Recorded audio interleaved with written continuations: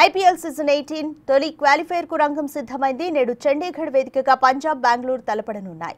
తమ చివరి మ్యాచ్లో గెలిచి మంచి ఫామ్లో ఉన్న రెండు జట్లు ఫైనల్కి చేరేందుకు తహతహలాడుతున్నాయి. అన్క్యాప్డ్ ఇండియన్ ఆటగాళ్ల ప్రదర్శన పంజాబ్ విజయాల్లో కీలకమైతే సూపర్ స్టార్లు బెంగళూరును బలమైన స్థితిలో నిలిపారు.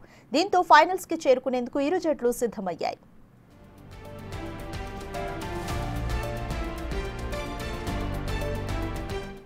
టోర్నీ ఆరంభం నుంచి రాణిస్తున్న ఆర్సీబీ బయట మ్యాచ్లన్నింటిలోనూ విన్ అయింది. తన చివరి లీగ్ మ్యాచ్లో లక్నోపై భారీ లక్ష్యాన్ని ఛేదించి ఉత్సాహంతో పోరుకు సిద్ధమైంది. విరాట్ కోహ్లీ సూపర్ ఫామ్ ఆ జట్టుకు పెద్దగా కలిసొచ్చే అంశం. పవర్ ప్లేలో సాల్ట్ విధ్వంసం సృష్టిస్తున్నాడు. మిడిల్ ఆర్డర్లో జితేష్ శర్మ, పటీదార్ చెలరేగుతుండడం బెంగళూరుకు బలాన్ని చేకూరుస్తుంది. హేజల్వుడ్, భువనేశ్వర్, యష్ దయాళ్, షెపర్డ్లతో పేస్ దళం పటిష్టంగా ఉంది.